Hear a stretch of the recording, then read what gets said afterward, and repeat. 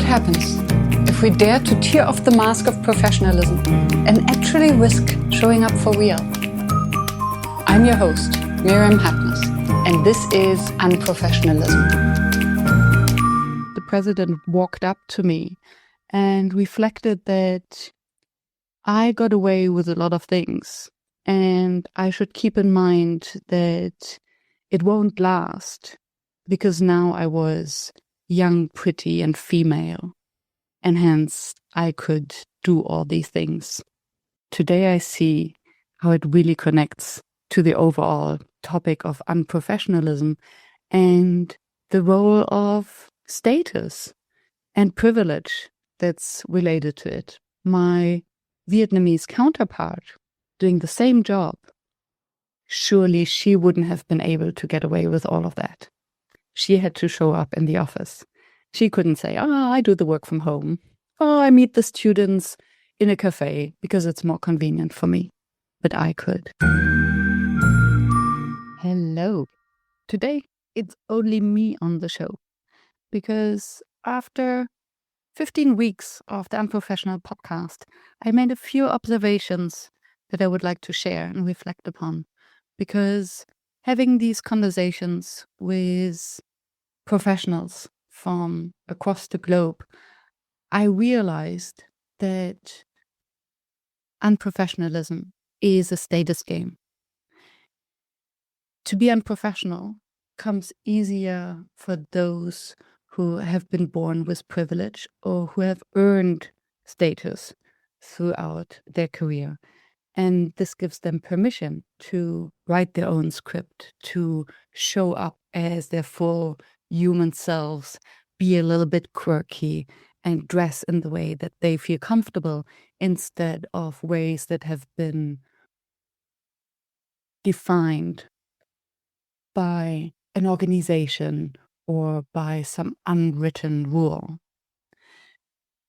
I realized over the past weeks that it is much easier to find male podcast guests to speak about their unprofessional edge and how they have dared to be courageous, to leave the script behind, to follow their heart, their human side.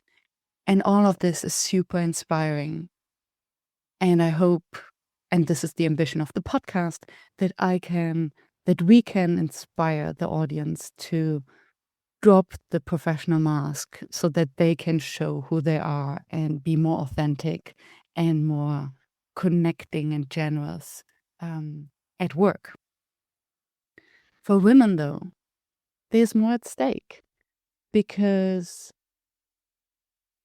the label unprofessionalism still comes as a threat.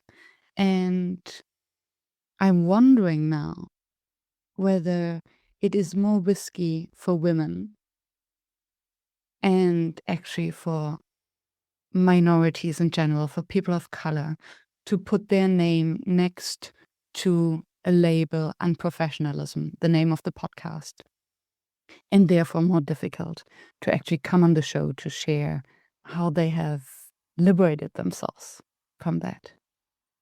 And these reflections actually brought up a memory of mine back when I was living and working in Vietnam. I worked at the university and I was about to leave. And over the past 3 years, I have taken some liberties to make it just more comfortable for myself. So I went off script. I wrote my own script. I didn't like the long travels to work, so mostly I worked from home.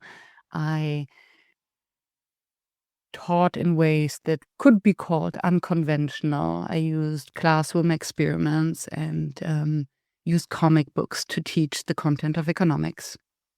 So I think one of my final days, the president walked up to me and reflected that I got away with a lot of things, and I should keep in mind that it won't last, because now I was young, pretty, and female, and hence I could do all these things. And that landed pretty hard, And today I see how it really connects to the overall topic of unprofessionalism and the role of status and privilege that's related to it. Because my Vietnamese counterpart doing the same job, surely she wouldn't have been able to get away with all of that. She had to show up in the office. She couldn't say, I do the work from home. I meet the students in a cafe because it's more convenient for me. But I could. So the mask, the professional mask, is not optional to everyone. It's not as easy to just put this mask down for everyone in the same way. For some, it is a protection.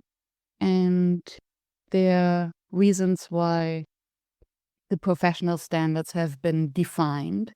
And it's quite obvious by whom when I look back. The moment I started my freelance career, I put my academic title back into my email signature and into my LinkedIn tagline. I've never used it before because at university, being a doctor is nothing special. It's actually, that's a minimum you could see there. So that was nothing. It wasn't worth anything. But as soon as I started my freelance career, I knew that I would get away with many more things if people could assume that I was smart. So I suddenly was free to ask the weird question, to admit that I didn't understand, to ask for more explanations, or to just be weird and silly me, because this title was a sort of shield that protected me. And still, it doesn't mean that today, because I'm hosting this podcast, and these times are almost a decade ago, I'm still not the model of unprofessionalism. And maybe that's the very reason why I started this project in the first place. Sometimes I have the impression that as entrepreneurs, we are deep down all trying to solve our own problems. So maybe this entire journey of unprofessionalism is my way to liberate myself, to become more unprofessional myself. And because when I listen to, let me give you an example. After every podcast episode that I record, I re-listen to it to learn, to see what I can do better, what I can improve, and what I want to keep, and also to write the summary. What I also do is I take the transcript and put it into an AI agent, and then Claude gives me their feedback, very candid feedback. And I noticed that when I listen to myself, I can hear the voice masking. And voice masking is a term that I learned from a voice coach who will hopefully come on the show soon to speak more about that. But it means that our voice changes if we're nervous, if we want to not necessarily pretend, but if we want to perform well. So you might hear me be a little bit more thoughtful. Or, hi, this is Myriam. Welcome to the show. You can hear the change in the pitch. I kind of suck my belly in and my voice is in my throat. And you can hear that something is wrong with this voice. And it's a sign of discomfort, of trying to play a role who's maybe a little bit less authentic. And I would do that when I'm particularly nervous about a guest. And when I'm nervous, I also sometimes forget to listen, and I start to stack questions so that the guest forgets or doesn't know what I'm actually asking. And every time that I ask Claude for feedback, there's usually always the same things coming back. That as soon as we enter the territory of my expertise, I become a smartass. I have a tendency to start lecturing, to show off all my expertise, everything that I know about facilitation and psychological safety and all of that. And I only do that when I'm nervous.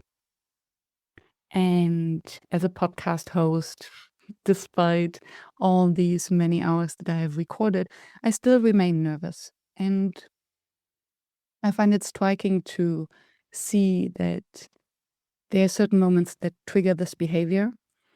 And it actually helps me to also be compassionate, towards people who we quickly put into a box. Oh, they're arrogant, they're smarter, they want to show off.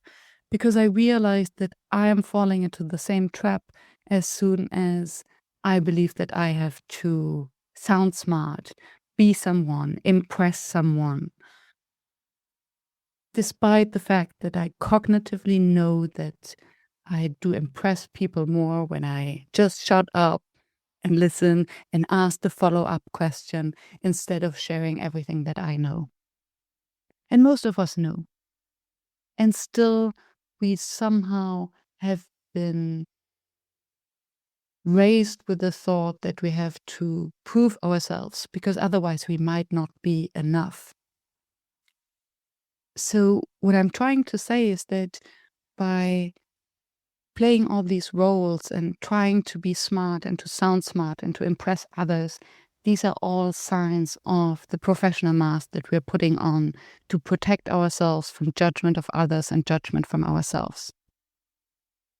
And with this podcast, my real ambition is to showcase that it doesn't have to be that way. We can be incredibly successful when we start writing our own script and when we have the courage to show up. And I acknowledge that this, as I said in the beginning, is more difficult for some than for others. And still, it is an opportunity for all of us. And I think it is a matter of practice.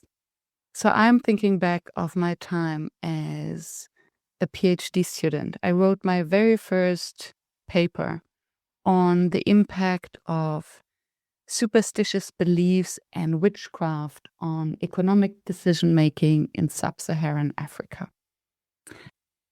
And my supervisor back then, he had the best intentions, and he advised me to switch my topics to the study of the economic impact of witch hunt in Middle Age Europe, because he thought that this would give me a higher chance of being published.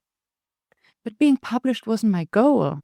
I was passionate about the topic of learning about the impact of superstitious beliefs on economic decision-making and showing that there is a very rational underlying principle to that. And so you can imagine that I did not follow his advice. I stuck to my topic. And this brought me to amazing conferences. I was invited to prestigious universities and research groups to present my work, to discuss my work with other experts. And it was the topic that made my eyes sparkle and that gave me the motivation to go further, to dig in deeper. And it was my passion and my devotion that made me successful in this field. I would not have had the same success if I had followed a research topic just because I thought this was a safer bet.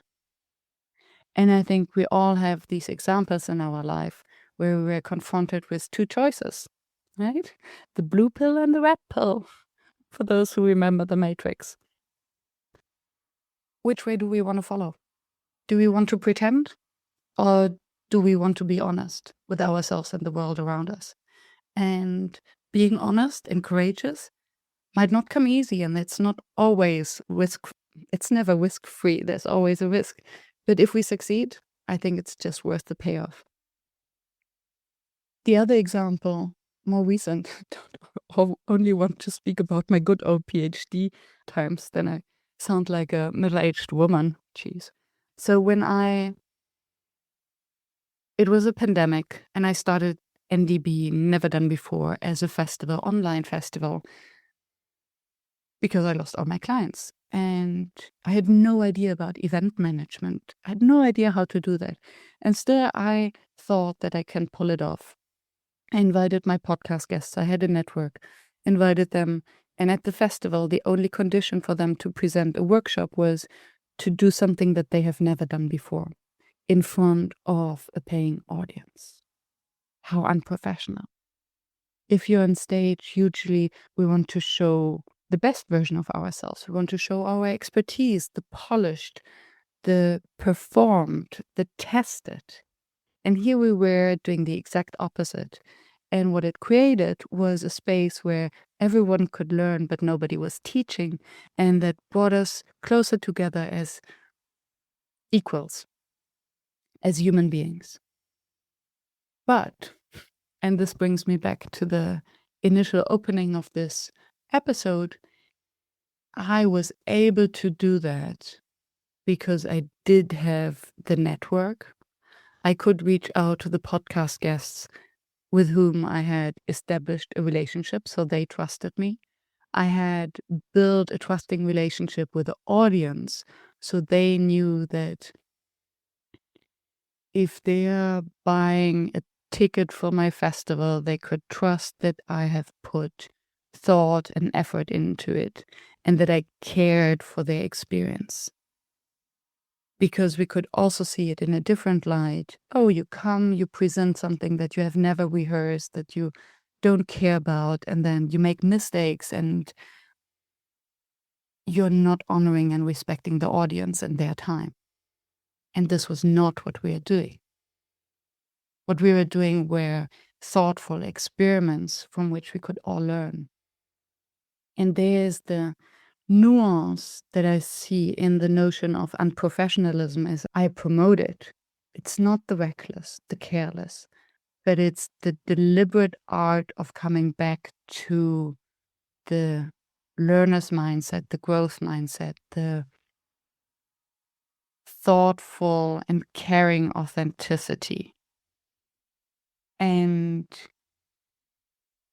for me back then, it was the status that I had earned that gave me the permission to approach something as serious as a professional conference from a highly unprofessional edge and rewrite the script of how professional conferences are done and approached. And this wouldn't have been possible without this status and network and the work that I have done before. So where I'm landing for now. And